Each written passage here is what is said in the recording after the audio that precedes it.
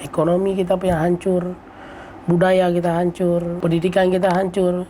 Aceh fokuskan tentang pendidikan, cari metode yang lebih mudah diakses oleh anak-anak Aceh. 10-20 tahun lagi, bapak-bapak yang menjabat hari ini sudah tidak lagi menjabat. Jangan tinggalkan kebodohan rakyat Aceh dengan Anda menjabat pada hari ini.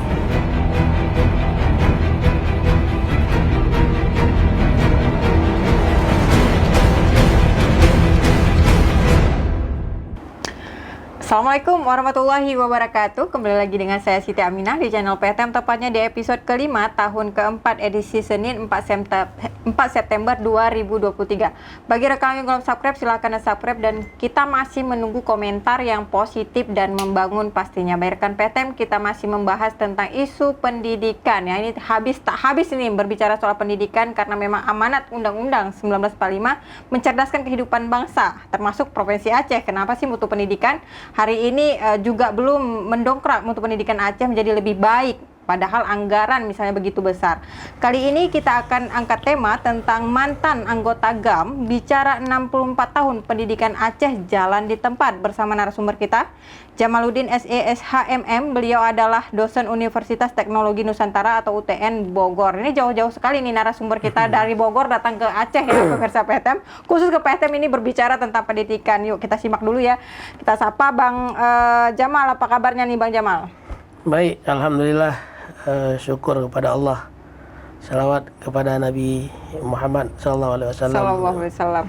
Dan ucapan sallallahu alaihi sayyidina Muhammad wa ala ali sayyidina Muhammad. Ya, alhamdulillah bagi kita semua masih diberi kesehatan, umur panjang, dan saya masih bisa hadir kedua kali di PTM ini yang menarik. Kita diskusikan banyak hal tentang kecerdasan anak bangsa. Oke, terima kasih Bang Jamal ya sudah hadir ke PTM, tentu dengan tema kita mantan anggota GAM bicara 64 tahun pendidikan Aceh jalan di tempat. 64 tahun ini Bang, durasi yang sangat panjang. Tetapi apa sih sebenarnya yang Abang lihat ya ketika berbicara soal pendidikan Aceh dengan data-data? Kita pernah tercatat juga ranking ya merosot nih di Indonesia, dan juga mutu pendidikan memang belum stabil, dan juga anggaran yang begitu banyak. Apa yang mau Abang kritis ini soal pendidikan di Aceh? Banyak hal yang perlu kita diskusikan, dan argumen yang kita sampaikan bukanlah sebagai sentimen yang akan kita munculkan. Dengan saya pikir Aceh itu ada satu problem. 18 tahun yang lalu, kita dari 18 tahun itu 2005 ke tahun 90, kita tarik lagi ke belakang, ini punya problem yang besar hadap Aceh, baik sektor pendidikan, ekonomi, budaya, sektor kesehatan lainnya. Ini punya masalah yang besar. Maka tugas pemerintah ini ekstra kuat, harus bekerja untuk menyelesaikan ketinggalan 15 tahun yang lalu. Kenapa? Setiap daerah itu bekas perang, maka akan ada kehancuran. Kehancuran itu dikata di situ ada kerusakan mental, ada kerusakan, kehancuran ekonomi, kesehatan lainnya, pendidikan. Nah, di sini harus ekstra kuat. Yang pertama adalah pemerintah daerah. Karena kenapa saya bilang di pemerintah daerah? Aceh ini punya kekhususan sendiri untuk pendidikan berbasis nasional dan daerah. Nah, undang-undang sudah memberi ruang kepada kita untuk menyelesaikan pendidikan itu dengan seksama dalam waktu sesingkat-singkatnya. Kita coba melihat dengan seksama dari 2005 ke 2023 hari ini, ada nggak satu sektor pendidikan yang dibangun secara khusus merata untuk menyelesaikan ketinggalan 15 tahun yang lalu. Nah, kenapa saya bilang ketinggalan itu? Karena kita ada masalah besar di Aceh ini untuk penyelesaian konflik yang berkepanjangan, sehingga posisi-posisi kekhususan ini seperti yang tertuang dalam dalam aturan gubernur di di hari tanggal 2 September 1959 ditetapkan sebagai Hari Pendidikan Daerah di Aceh, dan hal ini ditetapkan dengan keputusan Gubernur Kepala Daerah Istimewa Aceh nomor 90/1960 tahun 60 tanggal 5 Oktober 1960. Nah, saya pikir ini satu keistimewaan bagi rakyat Aceh, bagi pemimpin Aceh untuk melaksanakan penyelesaian ketinggalan pendidikan di Aceh. Nah, dalam hal ini saya kembali kepada pemerintah Aceh lagi. Di pada posisi-posisi yang lain kita punya anggaran yang besar, dan undang-undang mengatur 20% anggaran pemerintah daerah itu digunakan untuk sektor pendidikan, baik formal maupun non formal. Yang penting itu adalah mengacu kepada kecerdasan anak bangsa. Karena kalau kita tidak membangun satu daerah melalui infrastruktur kecerdasan, maka jangan mengharap untuk membangun satu negara ini akan maksimal. Nah, dalam kemaksimalan ini bagaimana yang harus dilakukan? Ini harus hadir. Majelis Pendidikan Aceh harus hadir, Dewan Perwakilan Rakyat Aceh hadir, tokoh-tokoh masyarakat harus hadir untuk menyelesaikan permasalahan terpuruknya pendidikan di Aceh. Senang nggak senang, suka nggak suka, kita hari ini adalah bisa menjadi ngambil barometer, melihat di sosial media kualitas percakapan seseorang dengan seseorang dalam nomenklatur apa, masuk nggak dalam substansi apa yang dibicarakan. Di situ cara melihat kecerdasannya. Nah, banyak hal lain kita melihat kondisi Aceh hari ini dengan dana otsus begitu besar. Ini sudah dirancangkan lagi kanun kanun anggaran pendidikan abadi. Hampir itu saya lupa nama. Dana abadi pendidikan ya. Dana abadi pendidikan sedang rancang kanun tersebut juga mau digunakan. Saya mengharap pada pemerintah dalam perancangan kanun itu perhatikan anak-anak di pelosok desa sehingga mereka bisa mendapatkan itu. Syaratnya jangan terlalu standar nasional. Kenapa? Nasional itu pendidikannya sudah tinggi. Jadi kita jangan mengambil dengan nasional. Kenapa? Saya bilang tadi 15 tahun kita ketinggalan dalam itu. Makanya setarakan. Belajarlah pada Papua bagaimana orang-orang Papua bisa sekolah luar negeri tanpa harus ada persyaratan yang panjang di daerahnya. Coba lihat orang Papua bisa sekolah di Australia, di Amerika tanpa harus membutuhkan TOEFL. Yang penting universitas tersebut menerima mereka. Nah, kalau kita mau bicara jadi menurut Anda nih Aceh terkesan dipersulit dalam segala hal, terutama di dalam proses pendidikan ini, Bang Jamal? Dalam administrasi bagi rakyat yang di pelosok itu sulit. Bagi anak-anak dalam kota, anak-anak pejabat, anak-anak akademisi itu nggak sulit. Jadi ada dua hal yang berbeda. Bagi anak pelosok di desa itu sulit. Apanya yang perlu diratakan? Karena kita setiap anak ya berhak mendapatkan pendidikan yang sama, mau dia di pelosok, mau dia di kota kan berhak yang sama. Persyaratan setiap kita membutuhkan biaya pendidikan itu di jenjang S1, D3 ini kan dibutuhkannya TOEFL. TOEFL itu tidak, maksudnya terlalu berat. Kalau di pelosok desa terlalu berat. Mungkin bagi anak-anak di kota, anak-anak pejabat, anak akademisi itu nggak berat. Jadi dengan kondisi seperti ini mungkin dipertimbangkan kembali oleh pihak BPSDM untuk mempermudah anak-anak Aceh yang ada di pelosok untuk bisa mendapat akses lebih baik terhadap biaya pendidikan daerah.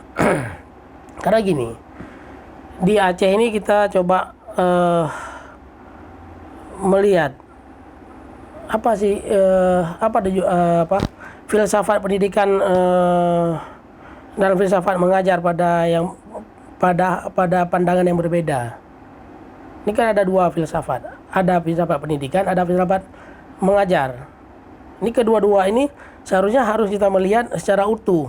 Filsafat pendidikan itu pengalaman yang timbul historis satu bangsa, maka landasannya adalah kurikulum yang dalam moral filosofi of education. Nanti kita melihat secara mendalam bagaimana sih pendidikan ini yang muncul dengan education kekulturan yang ada di daerah, dengan kultur yang banyak di Aceh. Di Aceh ini kan bukan hanya satu kultur. Di Gayo Luwus ada budaya sendiri, di Aceh Tenggara punya budaya sendiri, Aceh Selatan punya budaya sendiri. Nah, pada seorang pengajar kita melihat sejauh mana dia akan melakukan mengajar itu, dengan dasar apa, tujuannya kemana. Ini kita harus melihat secara utuh. Kalau misalnya saya mengajar itu hanya mengejar finansial, ya saya akan mencari hanya finansial di universitas itu. Tidak mencari adalah bagaimana anak bangsa itu akan berkembang secara utuh. Oke, Bang Jamal, ini kita masih berbicara soal evaluasi pendidikan di Aceh ya. Tentu menjadi si malakama juga nih Bang Jamal, karena kalau seandainya pendidikan menjadi prioritas utama bagi pemerintah Aceh, tentu sudah diprioritaskan dengan menambahkan anggaran misalnya 20% di tubuh dinas pendidikan. Tapi faktanya kita lihat di lapangan, Bang Jamal masih belum ya mendongkrak.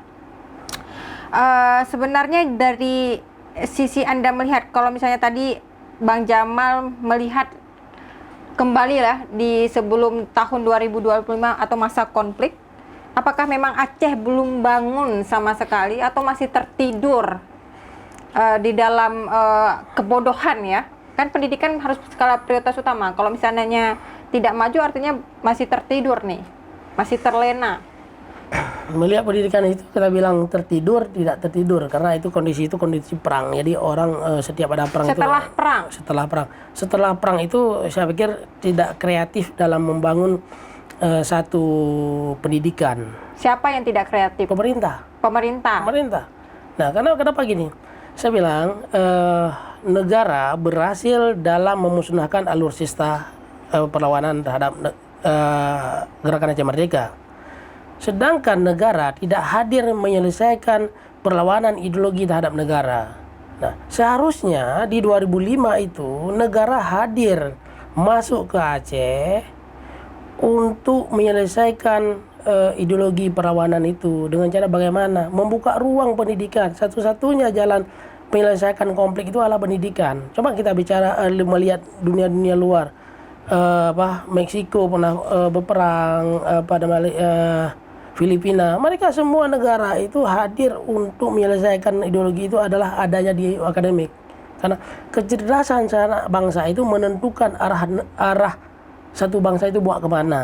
Nah, tapi kalau tidak muncul satu kecerdasan kita di bawah rata-rata, terus menerus kita menyalahkan adalah konflik masa lalu, ini kita mau berdiri di mana untuk menuju ke masa depan.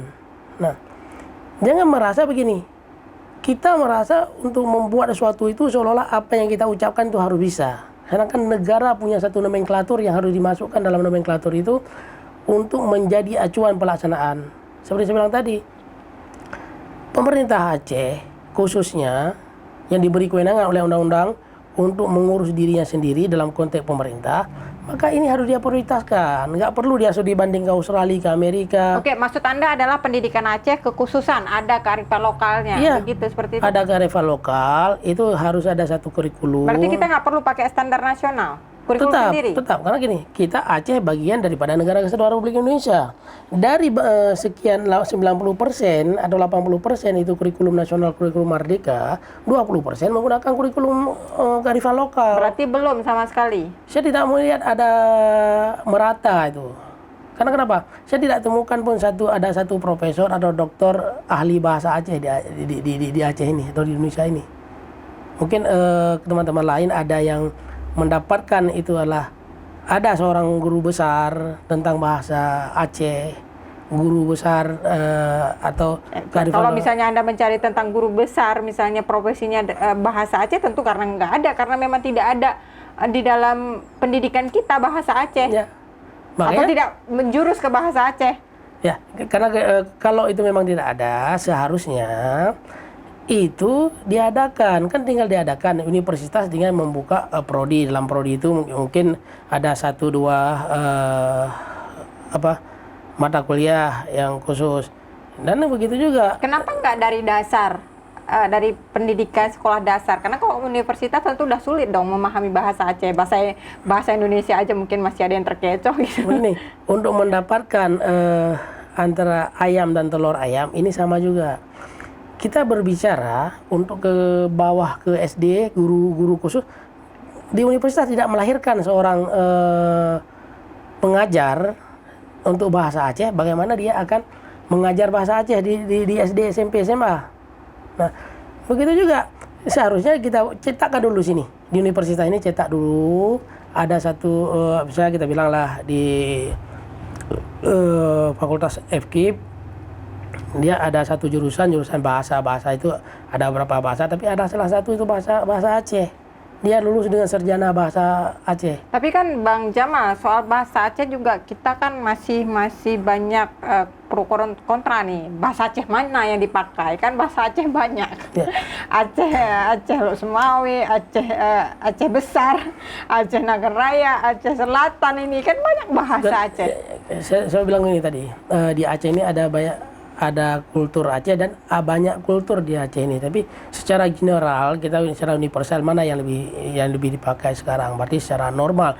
Kalau kita bilang bahasa normalnya bahasa Aceh, berarti kita bilang bahasa Aceh Utara, nanti marah orang Aceh Besar. Jadi ya itu secara umum lah yang bisa digunakan itu aja. Tapi yang menentukan itu saya pikir ada Majelis Adat Aceh. Dia sebenarnya harus aktif mengaturkan itu. Ini saya bilang begini. Identitas sebuah bangsa itu adalah bahasa. Senang nggak senang, suka nggak suka. Nah, berapa tahun lagi kita akan hilang bahasa Aceh itu? Begini saya bilang, Australia, negara di luar negara Republik Indonesia, dia ada mata kuliah namanya bahasa Jawa. Coba search di Google, lihat aja. Ada bahasa Jawa. Bahasa Jawa atau bahasa Indonesia? Bahasa Jawa. Nah, kita Aceh jangankan masuk ke nasional, di Aceh saja tidak membangun. Jadi pemangku kepentingan akademik ini kalau tidak memperhatikan terhadap ini, maka 10-20 tahun lagi hilang sebuah bahasa, maka hilanglah sebuah bangsa. Kenapa saya bilang bangsa? Aceh ini adalah sistem kerajaan sebelum adanya Indonesia. Nah, tidak mungkin kita menghilangkan sebuah bangsa Aceh setelah ada Indonesia, karena lebih awal ada dia sebuah bangsa. Kita bersama-sama membangun Indonesia dari Sabang sampai Merauke, ya welcome aja, nggak ada masalah sih. Nah, tapi pada intinya dengan adanya kekhususan Aceh cukup banyak. Jadi saya tidak menarik juga sedikit menyalahkan Jakarta. Kenapa? Soekarno menetapkan resmikan Tugu Komplema Darussalam, tonggak sejarah Hari Pendidikan Aceh ditandatangani peresmian Komplema Darussalam pada 2 September 1959. Nah, berarti Presiden Soekarno, pemimpin bangsa di awal Indonesia, dia sudah membuka ruang Aceh ini mempunyai satu kekhususan dalam berbahasa. Kenapa kita tidak mengambil momen itu? Itu satu. Yang kedua, kita punya Undang-Undang Nomor 11. Kenapa kita nggak menggunakan Undang-Undang Nomor 11? Untuk menggunakan kewenangan pemerintah Aceh. Toh kan kita tidak akademik, sekolah-sekolah juga tidak merusak kurikulum merdeka itu. Oke, berarti menurut Anda nih Bang Jamal, dari evaluasi Anda tadi, pemerintah tidak serius ya dalam menangani pendidikan, atau memang ya di nomor 2 kan dari isu-isu lain? Apakah mereka penyelenggara itu tidak paham? Atau otomatis paham ya? Kalau bila mereka paham, berarti ada kejahatan terhadap sebuah anak bangsa yang sedang mereka pimpin. Kalau mereka paham, kalau mereka nggak paham, mungkin ada kebodohan di situ, sehingga pemerintah juga seperti ini dalam gubernur perlu mengevaluasi. Yang pertama adalah kepala BPSDM. Kenapa kepala BPSDM? Kenapa nggak kepala dinas pendidikan? Itu serangkaian. Cuma saya belum selesai bicara. Nah, itu ada 3 serangkaian itu yang perlu mengevaluasi. Kepala BPSDM itu adalah pintu kecerdasan anak bangsa. Karena unsur beasiswa dia ada. Sebenarnya itu dia membiayai satu. Yang kedua, Dinas Pendidikan Aceh. Namanya Dinas Pendidikan Aceh. Dia seharusnya mampu menyelesaikan penyelesaian ketinggalan pendidikan di Aceh. Dengan cara bagaimana? Kita melihat di sekolah-sekolah SD, SMP, SMA itu ada nggak kurikulum bahasa Aceh? Gurunya itu nebeng di guru bahasa Indonesia atau memang ada guru khusus guru sejarah atau guru bahasa Aceh? Nah, jangan-jangan hari ini yang mengajar bahasa Aceh itu guru honorer yang digaji 200.000 per hari, per bulan, dibayar 6 bulan sekali. Bagaimana mencerdaskan anak bangsa, guru saja masih dibayar hanya 200.000 per bulan. Dibayar pun 60.000 6 bulan sekali. Nah, di sini saya pikir sangat menyakitkan terhadap pendidikan di Aceh. Perlu dikaji secara mendalam para pemangku kekuasaan. Yang pertama di sini adalah Majelis Adat Aceh, Dewan Pendidikan Aceh, DPR Aceh, Dinas Pendidikan. Saya pikir ini perlu duduk bersama untuk membangun satu konsep dalam konteks pendidikan. Karena kalau nggak dibangun dalam konteks pendidikan, 5 tahun, 10 tahun lagi di Aceh lebih kacau. Gimana nih nasib pendidikan Aceh kok ke depan? Kalau seandainya kinerja pemerintah misalnya ya hanya menghabiskan dana tapi tidak tepat sasaran. Ada dana tapi tidak tepat sasaran dan juga masih banyak tenaga honorer yang dibayar, mungkin sangat menyedihkan ya Bang Jamal ya. Kalau misalnya Anda melihat berarti masa depan Aceh ini kalau seandainya pertama kualitas pendidikan Aceh terpuruk seperti apa? Anda bisa membaca seperti apa nih bonus demografi 2045? Kebodohan itu Terawat. menjerumus kita kepada kekufuran. Nah, di saat rakyat terjerumus kepada kekufuran, siapa yang bertanggung jawab?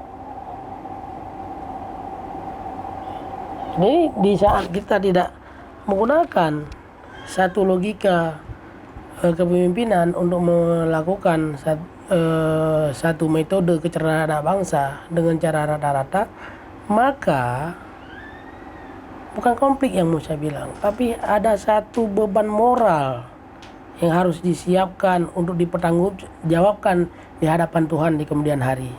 Kenapa? Negara menyiapkan anggaran, tapi penyelenggara negara tidak melakukan pencerdasan anak bangsa. Orang cerdas yang akan terjerumus kepada kekufuran. Orang cerdas itu tidak akan menjadi satu kemunafikan. Banyak juga orang cerdas munafik. Setengah-setengah. Lebih banyak orang cerdas yang munafik. Ya, karena dia nggak paham utuh.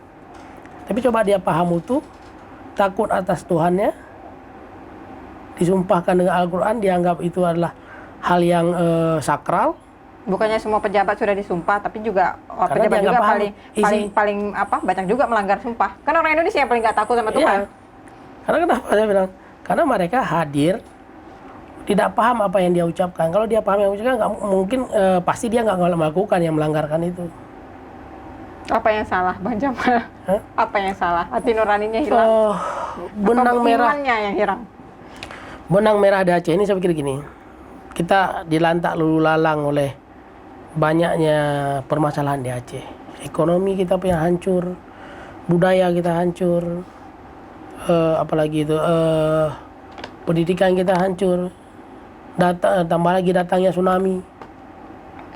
Berarti pengalaman konflik yang berkepanjangan ya, bencana yang bertubi-tubi itu kerap juga menjadi persoalan pendidikan di Aceh ya pemirsa PTM. Tapi menarik nih Bang Jamal, mungkin karena waktu kita sangat terbatas ya, menjadi titik temu sebenarnya masalah 64 tahun pendidikan di Aceh. Tentu pemirsa PTM yang di rumah, dari beberapa narasumber sebelumnya juga sudah mengevaluasi, Bang Jamal sudah juga berbicara tentang sejarah ya kenapa pendidikan Aceh terpuruk. Mungkin untuk closing statement nih Bang Jamal, silakan sampaikan kepada pemirsa PTM yang ada di rumah terkait tentang 64 tahun pendidikan Aceh jalan di tempat. Para penyelenggara negara di Aceh yang menyangkut dengan pendidikan, belajarlah pada negara Perancis. Para negara Perancis pada prinsipnya prinsip pendidikan mereka ada 3 hal. Yang pertama adalah kebebasan, persaudaraan, keadilan. Semua tenaga pengajar di Prancis akan mengajar di tiga dasar itu dan berdasarkan pengalaman mereka pada negara mereka. Saya kembali lagi adalah Aceh, fokuskan tentang pendidikan, cari metode yang lebih mudah diakses oleh anak-anak Aceh. 10-20 tahun lagi, bapak-bapak yang menjabat hari ini sudah tidak lagi menjabat. Jangan tinggalkan kebodohan rakyat Aceh dengan Anda menjabat pada hari ini. Terima kasih Bang Jamaluddin ya. Sudah berdiskusi bersama kita bagaimana pendidikan di Aceh. Pemirsa PTM, tentu jangan lupa tonton terus podcast kita di setiap hari Senin dan Kamis pukul 10 pagi. Dan jangan lupa tekan lonceng untuk mendapatkan isu-isu penting dari PTM atau isu-isu krusial tentang politik, ekonomi, dan sebagainya. Like, share, and subscribe juga. Saya Siti Aminah, mohon undur diri. Assalamualaikum warahmatullahi wabarakatuh. Waalaikumsalam warahmatullahi wabarakatuh.